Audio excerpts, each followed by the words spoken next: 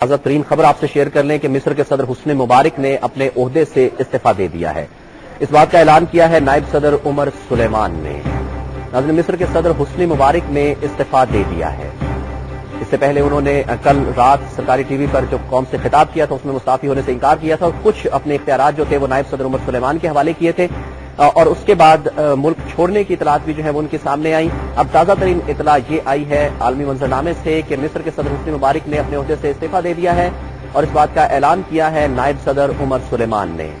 آپ کو بتاتے چلیں کہ مصر کے صدر حسنی مبارک 30 برس تک مصر میں اقتدار پر فائز رہے۔ مصر کی فوج نے ملک کا اقتدار سنبھال لیا ہے۔ اس اعلان کے بعد مصر میں جشن کا سماں ہے۔ اطلاعات کے مطابق مصر کے صدر حسنی مبارک اپنے خاندان کے ہمراہ مصر کے شہر شرم الشیخ منتقل ہو گئے ہیں۔ امریکہ نے اسے خوش آئند قرار دیا ہے۔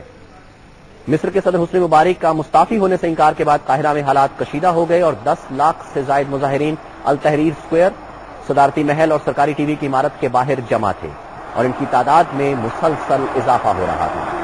مصر کے صدر حسنی مبارک نے اپنے عہدے سے استعفیٰ دے دیا ہے اور ناظرین، اس وقت پاکستان ٹیلی ویژن نیوز کی سکرینز پر براہ راست مناظر دیکھ رہے ہیں مصر کے التحریر اسکوائر کے، جہاں پر لاکھوں مظاہرین جمع ہیں۔ مصر میں اس وقت جشن کا سماں ہے۔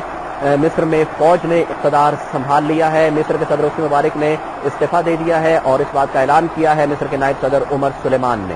مصر میں فوج نے اقتدار سنبھال لیا ہے۔